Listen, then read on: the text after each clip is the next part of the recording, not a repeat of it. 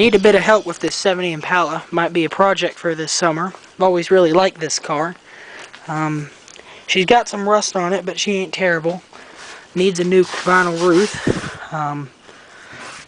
But the biggest problem we have with it, and I have a light over here, is when we went to try to crank it about a month ago, the battery done short out. And it just, let me see if I can get the light on it. It just shorts directly out. And it's a direct short, 100%, and we're trying to figure out where to even start from. Sorry about the bad light, there's not a light in this side. It's much darker on camera. Anyhow, from that cable right there, which is your negative, goes straight to the engine block, mounts right there. And the positive lead here has some wire going off to down here. That thing, I don't know if that's your starter solenoid, which is what I'm looking for, but I don't think it is. But then it also goes off with the thick cable down into that line right there with the lights on it, and goes down to where I'm assuming the starter motor would be down in there. But I just don't really know where to start when we get a direct short, because it's going to be dark for just a second, but let me show you. I'll put this one on first.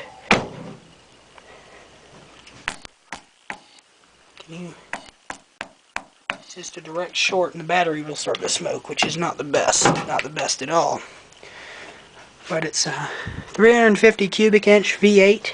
This is an air conditioned model. This is a model with every bell and whistle. It's in a very moist environment, but the sun's been off of it, so there's the dash and everything's fine. I believe there's one crack. Yeah, there's one crack in the dash, which you can't really well see. It's a Impala Custom is what it is. Two-door. Why? Because two-door is cooler. And my light's dying on me here. But as you can see, it's in okay condition. The ceiling has recently fallen down in the past like year. But and putting the key in, by the way, does not change the condition of the spark. It didn't used to do that. It's done that from sitting up. And but as you can see, it has some surface rust, but it really isn't that bad off. And I'd really like to save this car. The brakes also, it has one of these in my light. I don't think it's worth a plug nickel anymore, but that's one of these style master cylinders with the metal cap. And when I pump, the brakes were stuck feeling like they weren't moving at all. And when I tapped the brakes a hair bit harder, didn't put too much pressure on it, they kind of broke free. Now it just goes to the floor. I don't know if you can hear,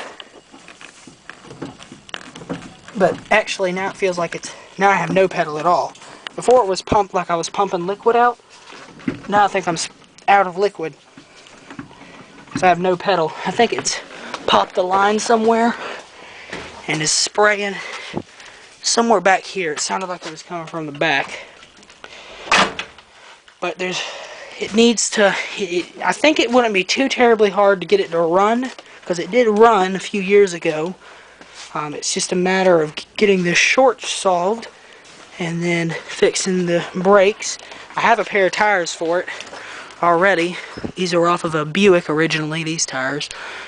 But I would really kind of like to save this one, so if you got any advice on that short, just let me know.